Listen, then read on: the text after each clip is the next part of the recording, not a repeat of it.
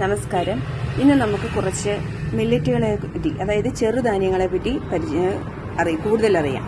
നിങ്ങൾ മില്ലറ്റ് മേടിക്കുമ്പോൾ പ്രധാനമായും ശ്രദ്ധിക്കേണ്ടത് അൺപോളിഷ്ഡ് മില്ലറ്റ് ആയിരിക്കണം നിങ്ങൾ മേടിക്കേണ്ടത്. കാരണം ഇപ്പോൾ നിങ്ങൾക്ക് കണ്ടാൽ മനസ്സിലാകും, ഇതെല്ലാം അൺപോളിഷ്ഡ് മില്ലറ്റാണ്. ഇത് ജോവർ മില്ലറ്റ്, അതായത് മണിച്ചോളം. ഇത് പ്രോക്സോ മില്ലറ്റ്, പനിവരകെന്ന് നമ്മൾ പറയും. ഇത് പേൾ മില്ലറ്റ്, കമ്പ് അഥവാ ബജ്ര. ഇത് ഫോക്സ് ടെയിൽ മില്ലറ്റ് അഥവാ തിന. ഇത് ലിറ്റിൽ മില്ലറ്റ്, ചാമ.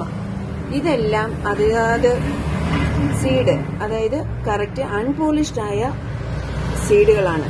എന്നാൽ പോളിഷ്ഡ് എന്ന് പറയുമ്പോൾ ഇതെല്ലാം വെള്ള കളറിൽ ആയിരിക്കും ഉള്ളത്. നമുക്ക് അതിനെ തിരിച്ചറിയുവാൻ സാധിക്കത്തില്ല. എല്ലാം വെള്ള കളറിൽ തന്നെയായിരിക്കും, അതിന്റെ ഗുണവും നഷ്ടപ്പെട്ടിരിക്കും. അപ്പോൾ മില്ലറ്റിന്റെ ഗുണം ശരിയായ രീതിയിൽ നിങ്ങൾക്ക് ലഭിക്കണമെന്നുണ്ടെങ്കിൽ തീർച്ചയായും അൺപോളിഷ്ഡ് മില്ലറ്റ് മേടിക്കുക. ഗുണമേന്മയുള്ള മില്ലറ്റുകൾ ആലപ്പുഴ ജില്ലയിലെ സ്പൈസി കേരളം ഷോപ്പിൽ ലഭ്യമാണ്.